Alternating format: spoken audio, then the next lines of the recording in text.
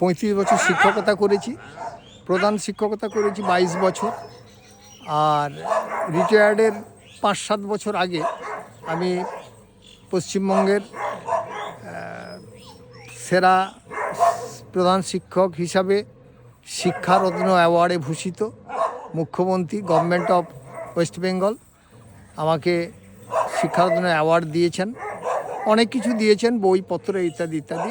এইটুকু আমার পাওনা। আমার বহু ছাত্রছাত্রী আছে, বিদেশে আছে, কেবল ওয়েস্ট বেঙ্গলে নয়, ভারতবর্ষের বাইরেও আছে, জাপানে আছে, ইউএসএতে আছে, বাংলাদেশে আছে বহু আমার ছাত্রছাত্রী।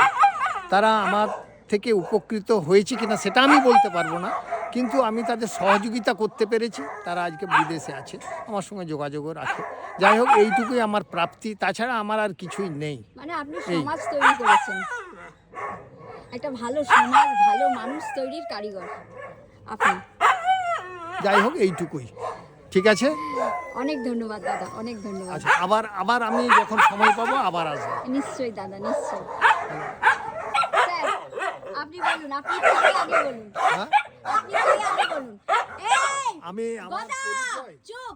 হ্যাঁ, আমার আপনার পরিচয় পরিচয় বলুন।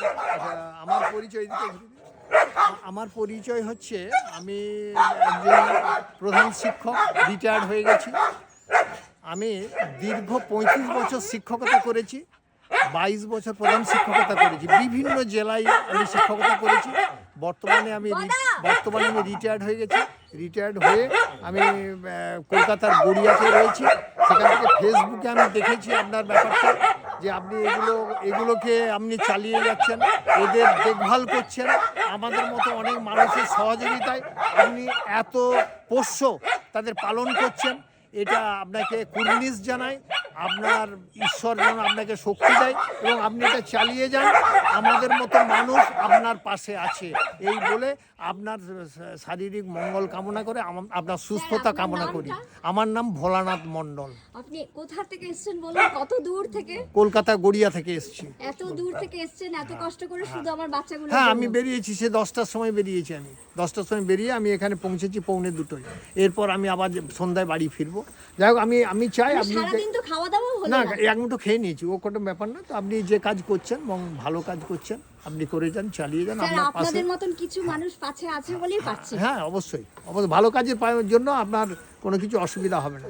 ঠিক আছে, তাহলে আপনার শারীরিক সুস্থতা কামনা করছি এবং এই পোষ্যগুলো যাতে এক মুঠো খায়, ভালোভাবে থাকে, সেই আশা আপনি রেখে। এই এত কিছু এনেছেন, চাল, মাংস, দই, ডিম, মানে কোনো কিছু বাদ নেই আমার বাচ্চাদের জন্য। আপনাকে অনেক ধন্যবাদ। কোনো কিছু বাদ নেই, মানে এত মাংস, এত ডিম, এত চাল, এত কিছু। আমি মানে সত্যি আমি ভীষণ, কি বলবো, কি বলা উচিত তাই বুঝতে পারছি না। আচ্ছা, ঠিক আছে তাহলে আমি আপনি এখন খুব ভালো থাকবেন। আচ্ছা, আপনারাও ভালো থাকবেন, সবাই ভালো থাকবেন। আসছি একদম। তাহলে। হ্যাঁ।